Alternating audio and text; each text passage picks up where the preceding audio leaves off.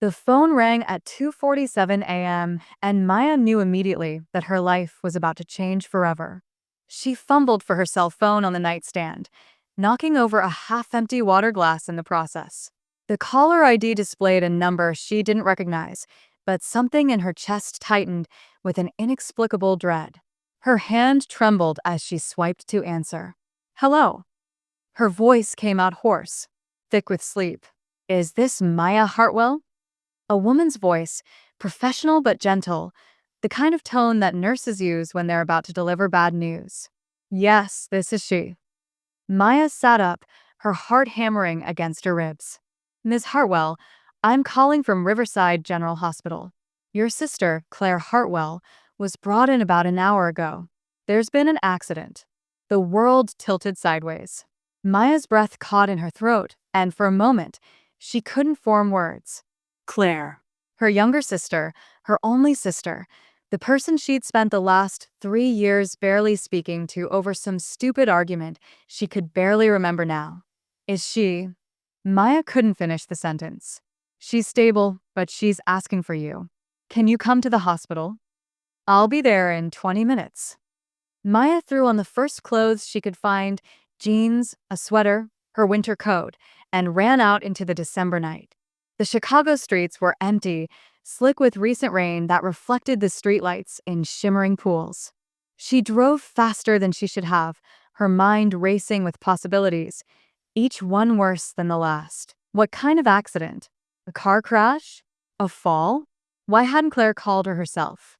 And why, after 3 years of cold silence punctuated only by obligatory holiday texts, was Claire asking for her now? The hospital parking lot was nearly empty. Maya pulled into the first spot she saw and sprinted toward the emergency entrance, her breath forming clouds in the freezing air. Inside, the fluorescent lights were harsh and unforgiving, making everything look too bright, too real. Claire Hartwell. Maya gasped at the reception desk. "My sister, she was brought in. Room 247, second floor." The receptionist said, barely looking up. "Elevators to your left." Maya's legs felt like lead as she waited for the elevator. When it finally dinged open, she jabbed the button for the second floor repeatedly, as if that would make it move faster. The hallway on the second floor was quiet except for the distant beeping of monitors and the soft squeak of nurses' shoes on linoleum. Room 247. Maya pushed the door open slowly, not sure what she'd find. Claire was lying in the hospital bed, her face pale against the white pillow, her left arm in a cast, and a nasty bruise blooming across her cheekbone. But she was awake, and when she saw Maya, her eyes filled with tears. "Maya," she whispered. All the anger, all the hurt from their years of estrangement melted away in an instant. Maya rushed to her sister's side, grabbing her good hand. "What happened? Are you okay?" The nurse said it was an accident. "I'm okay," Claire said, though her voice shook. I'm okay. "But Maya, there's something I need to tell you. Something I should have told you a long time ago." Maya pulled up a chair, never letting go of Claire's hand. "What is it?" Claire took a shaky breath. "The accident wasn't really an accident. I fell down the stairs at my apartment building. But I fell because I was dizzy, and I was dizzy because—" She paused, closing her eyes. Maya, I'm sick. "I've been sick for almost 2 years." The words hit Maya like a physical blow. "Sick? What do you mean, sick?" "Lupus," Claire said quietly. "Systemic lupus erythematosus. It's an autoimmune disease. My body basically attacks itself. The doctors diagnosed me 18 months ago, but I didn't tell you because we weren't talking, and I didn't want you to feel obligated to." "Obligated?" Maya's voice came out sharper than she intended. "Claire, you're my sister. My only sister. How could you not tell me?" "Because the last time we spoke, you told me you needed space," Claire said, tears spilling down her cheeks. "You said I was too dependent on you, that I needed to learn to handle my own life." So I did. "I handled it. Alone." The memory came flooding back, their last real conversation 3 years ago. Maya had been frustrated, overwhelmed with her own problems, and she'd lashed out at Claire, who'd been calling every day with some new crisis. Maya had said things she didn't mean, things born of exhaustion and stress. And Claire had taken her at her word. "I was wrong," Maya said, her own tears flowing now. "I was so wrong. I didn't mean it, not like that. I was just, I was going through a divorce and losing my job, and I took it out on you. But I never stopped loving you. I never stopped being your sister." Claire squeezed Maya's hand weakly. "I know. I know that now. That's why I had the hospital call you. Because, Maya, it's not just the lupus. There's something else." Maya's stomach dropped. "What else?" "I have a daughter," Claire said softly. For a moment, Maya was certain she'd misheard. "You have a what?" A daughter. "Her name is Lily. She's 2 years old." Maya stared at her sister, unable to process this information. Claire had a child? A 2-year-old child? How was that possible? How had Maya not known? "I was pregnant when we stopped talking," Claire continued, her words coming faster now, as if she'd been holding them in for too long. "I found out a week after our fight. The father, his name was Daniel, he wasn't interested in being a parent. He left as soon as I told him. I was alone, pregnant, and sick, and too proud to reach out to you after everything you'd said." "Oh, Claire," Maya whispered, her heart breaking. "I managed," Claire said. "Barely, but I managed. I had Lily, and she's the most beautiful thing in the world, Maya. She's smart and funny, and she has this laugh that sounds like bells. But raising her while dealing with lupus, it's been so hard. I work from home doing freelance graphic design, and some days I can barely get out of bed. I've been hospitalized 3 times in the last year, and each time, I've had to scramble to find someone to watch her." "Where is she now?" Maya asked urgently. "With my neighbor, Mrs. Chen. She's wonderful. She's helped me so much." "But Maya..." Claire's voice broke. "The doctors said tonight that my lupus is getting worse. They're talking about more aggressive treatments, longer hospital stays. And I don't have anyone to take care of Lily if something happens to me. No one except you."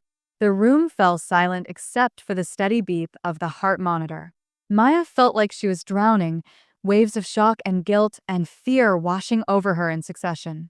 Her sister had been fighting this battle alone for 2 years.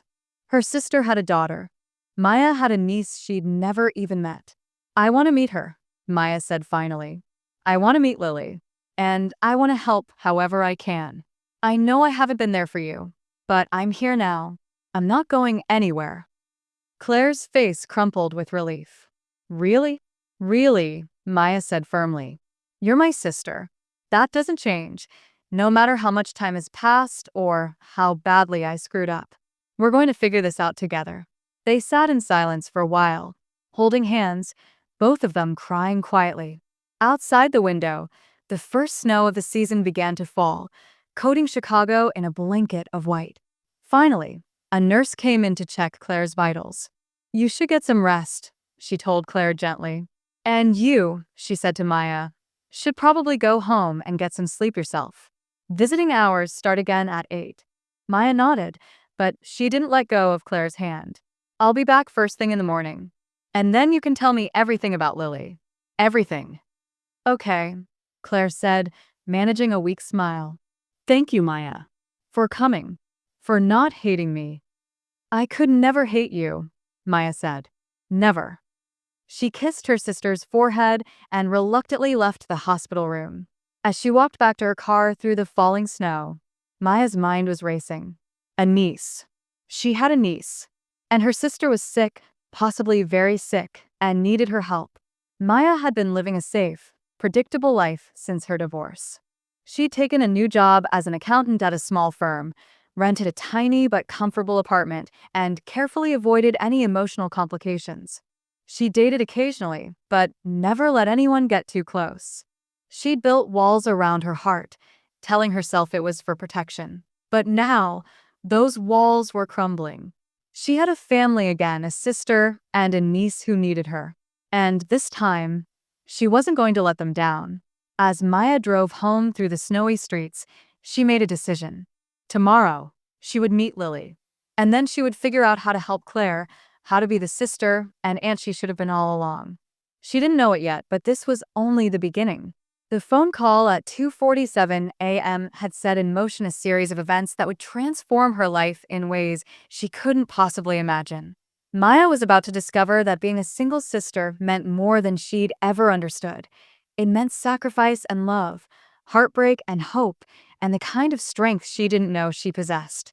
The last winter at Riverside was just beginning. Maya barely slept that night. She lay in bed, staring at the ceiling, her mind churning with questions and regrets.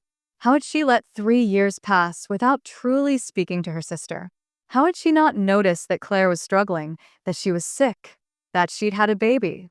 The answer, she knew, was that she'd been too wrapped up in her own problems. Her divorce from Marcus had been ugly and draining. He'd cheated on her with a colleague, and the betrayal had shattered something inside Maya. Then she'd lost her job at the big accounting firm downtown, not fired, but forced out through a restructuring that everyone knew was just an excuse to trim the workforce. She'd been angry at the world, and she'd taken it out on the one person who'd always been there for her, Claire. At 6:30 a.m., Maya gave up on sleep. She showered, made coffee, and tried to prepare herself for what the day would bring. Meeting Lily, her niece, a 2-year-old girl she'd never seen, never held, never even knew existed until a few hours ago. What did you say to a 2-year-old? What did they even like? Maya realized with a pang of embarrassment that she knew absolutely nothing about children.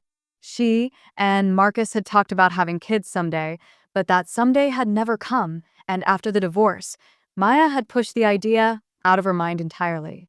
Now she was about to meet her niece, and she felt completely unprepared. At 7:30, Maya drove to the hospital. The snow from the previous night had left a fresh white coating on everything, making the city look clean and new. She stopped at a coffee shop on the way and picked up a latte for herself and a hot chocolate for Claire, remembering her sister's love of chocolate. The hospital was busier in the morning, filled with doctors making rounds and nurses moving efficiently from room to room. Maya made her way to Claire's room and found her sister awake, looking slightly better than she had the night before. The bruise on her face was darker, a deep purple that made Maya wince, but there was more color in her cheeks. "Hey," Maya said softly, holding up a hot chocolate. "I brought sustenance." Claire's face lit up. "You remembered." "Of course I remembered. You've been addicted to hot chocolate since you were 10. They shared a smile, and for a moment, it felt like no time had passed at all. They were just sisters again, the way they used to be before life got complicated. Maya pulled up a chair. "So," she said, trying to keep her voice steady, "tell me about Lily." Claire's entire expression changed. Her eyes softened, and a genuine smile crossed her face. "She's amazing, Maya. She really is. She has dark hair like Dad had, and these huge green eyes. She's so curious about everything. She asks, why about 1,000 times a day. She loves animals, especially elephants for some reason. She has this stuffed elephant named Bubbles that she takes everywhere." "She sounds wonderful," Maya said, and she meant it. She could hear the love in Claire's voice, see it in the way her whole face relaxed when she talked about her daughter. "She is," Claire said. "But she's also a lot. She's in the terrible twos phase, which means she has opinions about everything and isn't afraid to express them, usually loudly. And she's so energetic, Maya. I don't know where she gets it from. Some days, when I'm feeling really bad, I can barely keep up with her." Maya reached for her sister's hand. "Tell me more about the lupus. What does it mean day to day?" Claire sighed. "It varies. Some days I feel almost normal, just a little tired. Other days, I can't get out of bed. My joints hurt, especially my hands and knees. I get rashes sometimes, and these horrible headaches. I'm on a bunch of medications that help, but they have their own side effects. And the worst part is the unpredictability. I never know when I'm going to have a bad day." "And you've been managing this alone?" "While taking care of a toddler." "Mrs. Chun helps a lot," Claire said. "She's a retired teacher, and she adores Lily. She watches her sometimes when I have doctor's appointments or when I'm having a really bad day. But I hate asking her. She's 73, and she shouldn't have to deal with a hyperactive 2-year-old. What about Mom? Maya asked, though she already knew the answer. Claire's expression hardened. You know Mom. She called when I first told her about the lupus, said all the right things, and then basically disappeared. She sends Lily birthday cards with $20 in them. That's about it. Their mother had always been distant, more interested in her social life and her third husband than in her daughters. After their father died when Maya was 22 and Claire was 18, their mother had moved to Arizona and gradually faded from their lives. It hurt, but neither of them was surprised. What did the doctors say last night? Maya asked. About your treatment? Claire's face grew serious. They want to start me on a new medication regimen. It's more aggressive, which means more side effects, but it might help control the disease better. They also said I need to reduce stress, get more rest, and… She trailed off. And what? And they suggested I might want to make arrangements. For Lily, just in case. Maya felt her blood run cold. Just in case what? Just in case the treatment doesn't work. Or if I end up in the hospital for an extended period. Or if… Claire couldn't finish the sentence, but Maya understood. That's not going to happen, Maya said firmly. You're going to get better, and I'm going to help you. Whatever you need. Maya, you don't have to. Yes, I do. You're my sister and Lily is my niece. I want to be involved. I want to help.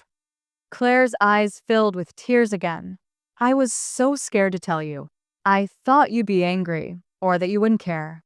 I'm not angry, Maya said, though part of her was angry at herself, angry at the circumstances, angry at the world for being so unfair. I'm just sorry I wasn't there sooner. They talked for another hour, Claire filling Maya in on the details of her life over the past 3 years. She'd moved to a smaller, cheaper apartment when she found out she was pregnant. She'd built up a modest client base for her graphic design work, enough to pay the bills and cover medical expenses, but just barely. She'd navigated pregnancy, childbirth, and the newborn phase, all while dealing with lupus symptoms and doctor's appointments. I don't know how you did it, Maya said, genuinely in awe. I didn't have a choice, Claire said simply.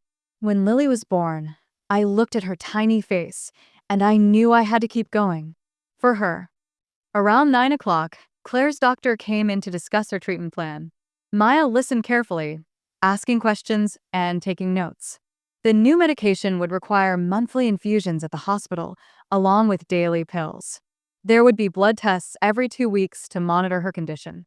The side effects could include nausea, fatigue, and increased susceptibility to infections. After the doctor left, Maya turned to her sister. Okay, here's what we're going to do. I'm going to help you with Lily. I can come over on weekends or after work on some days. And on the days you have infusions or when you're not feeling well, she can stay with me. Maya, you can't just rearrange your whole life. Yes, I can. I'm her aunt. This is what family does. Claire started to protest again, but Maya cut her off. When can I meet her? A smile broke across Claire's face. Mrs. Chun is bringing her by this afternoon. The doctor said I can probably go home tomorrow if everything looks good. Perfect. I'll be here. Maya left the hospital around noon to go home and change clothes. She also made a quick stop at a toy store, where she spent 20 minutes wandering the aisles, completely overwhelmed by the options. Finally, she settled on a stuffed elephant. To keep Bubbles company, she reasoned, and a colorful picture book about animals. When she returned to the hospital at 2 o'clock, she found Claire's room door open. Inside, she could hear voices, Claire's and another woman's, speaking in Chinese. And underneath those voices, a higher, lighter sound, a child's voice. Maya's heart started pounding. This was it. She was about to meet Lily. She knocked softly on the doorframe. Can I come in? Maya, Claire called out. Yes, come in. Maya stepped into the room and immediately locked eyes with the most beautiful little girl she'd ever seen. Lily was perched on a chair next to Claire's bed, her dark hair pulled into 2 pigtails, her green eyes enormous in her small face. She was wearing a pink sweater with a unicorn on it and clutching the stuffed elephant Claire had mentioned, Bubbles. Lily, Claire said gently. This is your Aunt Maya. Remember I told you about her? She's Mommy's sister. Lily stared at Maya with solemn intensity, then turned to Claire. Mama has sister? Yes, baby. Just like some of your friends at playgroup have brothers and sisters. Aunt Maya is Mommy's sister. Lily considered this information, still clutching bubbles. Then she looked back at Maya. You have elephant? Maya laughed, surprised. I do, actually. I brought one for you. She held out the stuffed elephant she'd bought. Lily's eyes widened. She looked at Claire, who nodded permission, then carefully climbed down from her chair and walked over to Maya. She was tiny, barely reaching Maya's knee. This Bubbles' friend? Lily asked, taking the elephant. Yes, if you want it to be.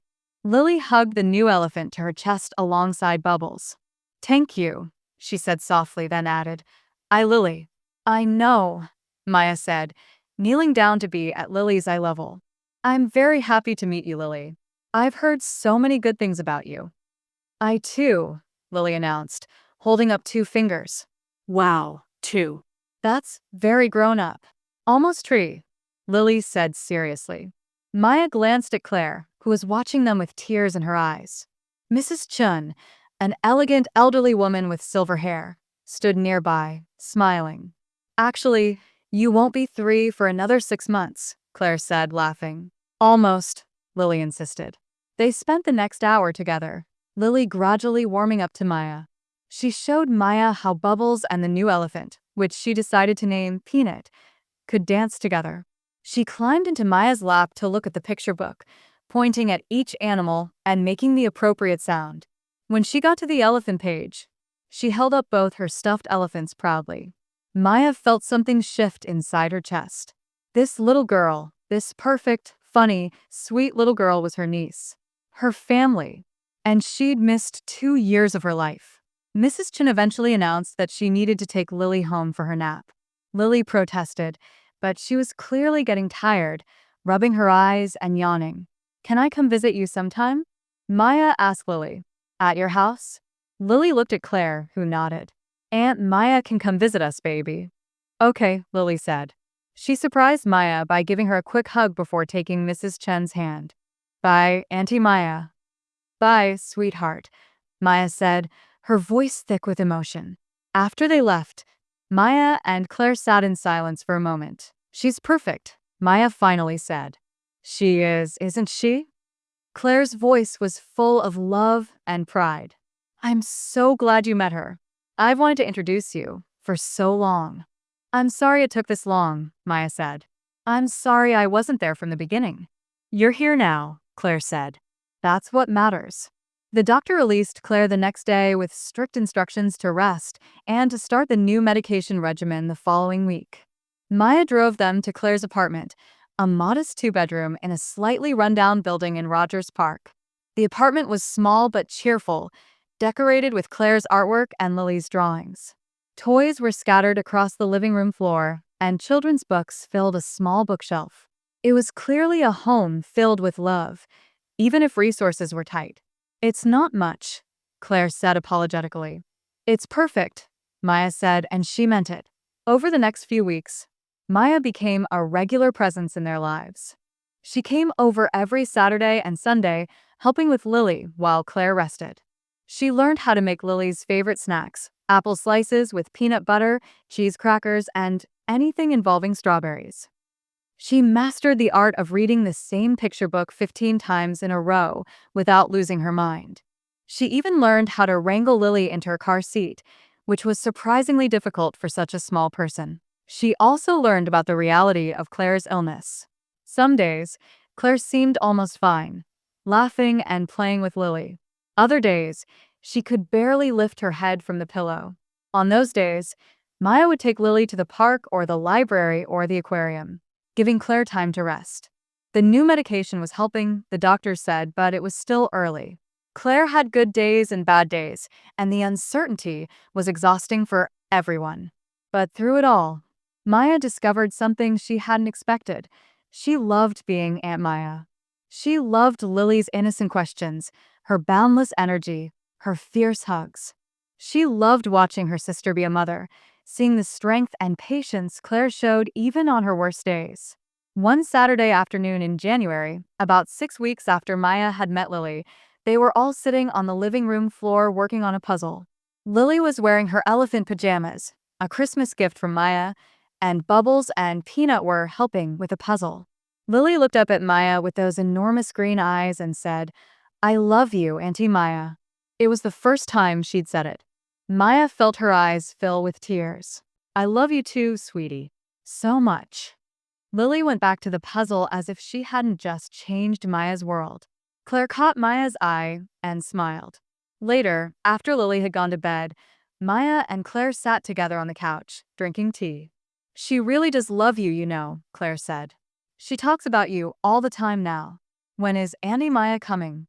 What can we do with Auntie Maya? She's such a special kid," Maya said. "You've done an incredible job with her." "I've tried," Claire said.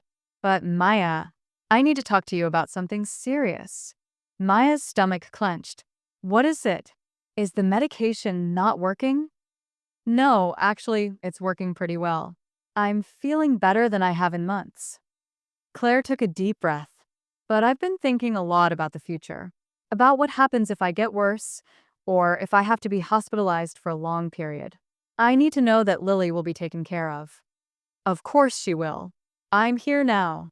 "I know, but I need it to be official." Maya, Claire looked down at her hands. "I want to name you as Lily's guardian. If anything happens to me." Maya's breath caught. "Claire, I've already talked to a lawyer.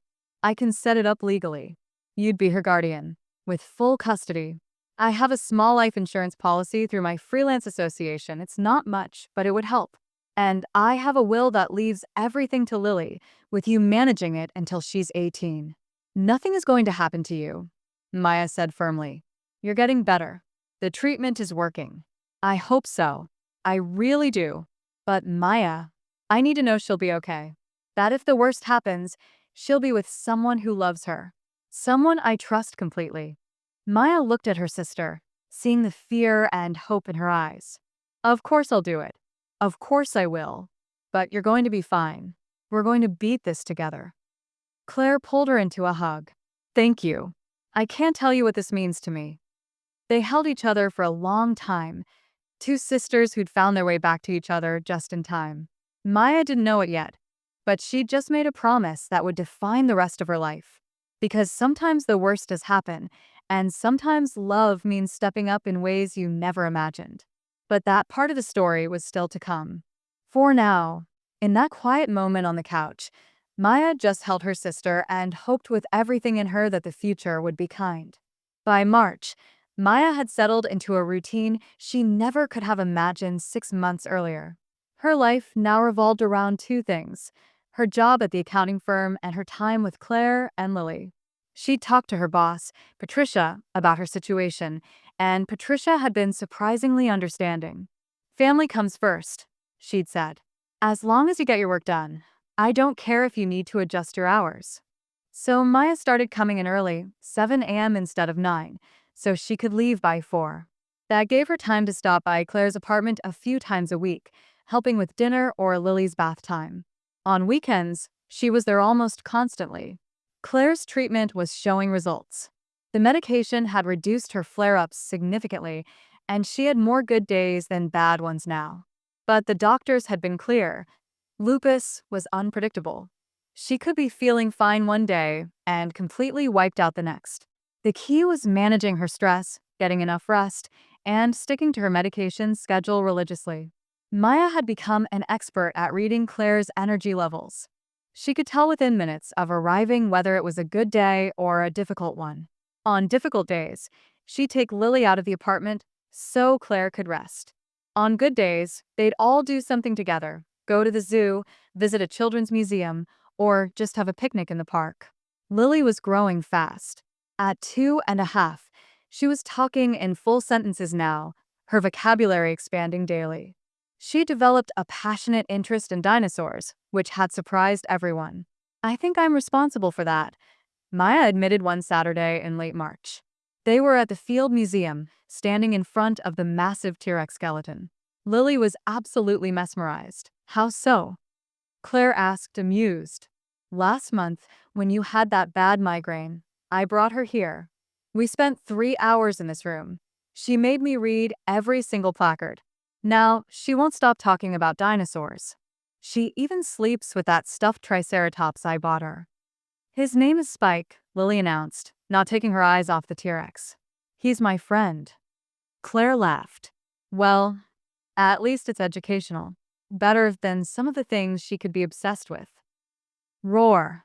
Lily suddenly shouted, making several nearby visitors jump. That's T-Rex. He's the biggest. Inside voice, sweetie. Claire reminded her gently. Sorry, Mommy. Lily lowered her voice to a whisper.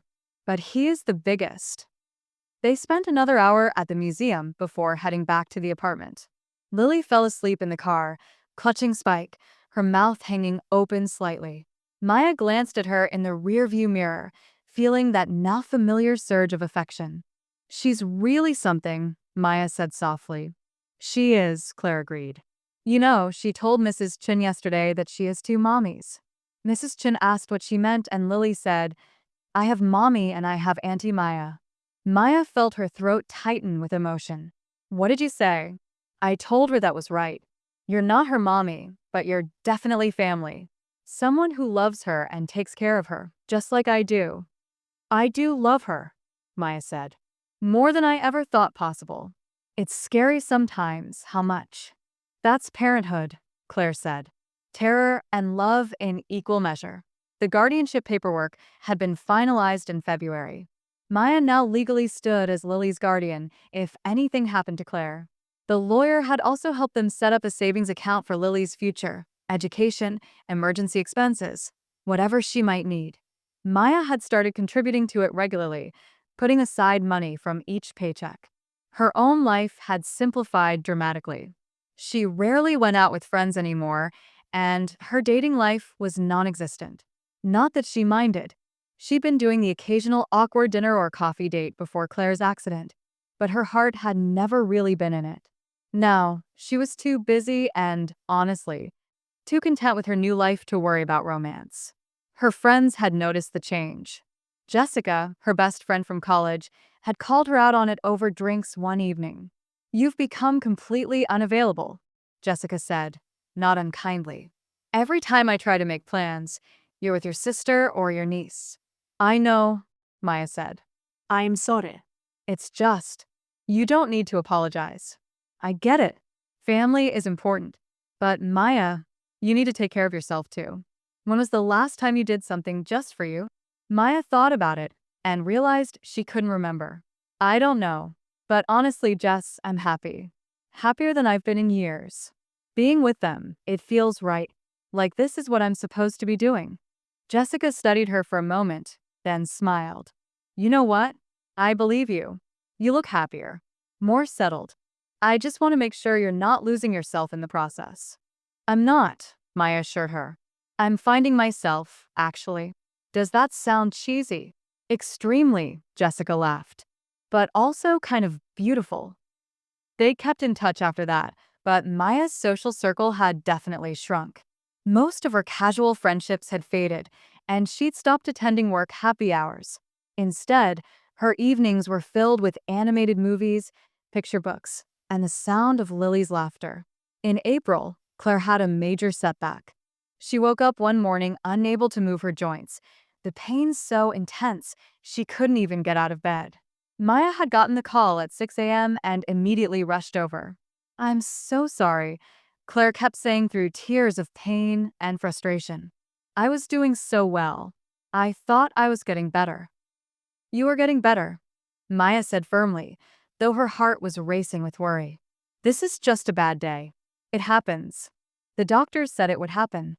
She'd called Mrs. Chun, who came over to stay with Lily while Maya took Claire to the emergency room. The doctors had adjusted her medications again and kept her overnight for observation. Maya had slept in a chair beside her bed, leaving only when Mrs. Chun brought Lily for a brief visit the next morning. Lily had been confused and scared, seeing her mother in a hospital bed. Mommy's sick, she'd asked, her lower lip trembling. Mommy's going to be okay, Claire had assured her, pulling Lily up onto the bed despite the pain it caused. The doctors are helping me feel better. I'll be home soon, I promise. I stay with Auntie Maya? Lily asked. Yes, baby. Just for a few days. That had been Maya's first real experience being Lily's primary caregiver. She'd taken 3 days off work, bringing Lily to her own apartment. She'd had to rush out and buy a toddler bed, children's plates and cups, appropriate snacks, and what felt like a million other things. Who knew one small person needed so much stuff? She'd muttered to herself while assembling the toddler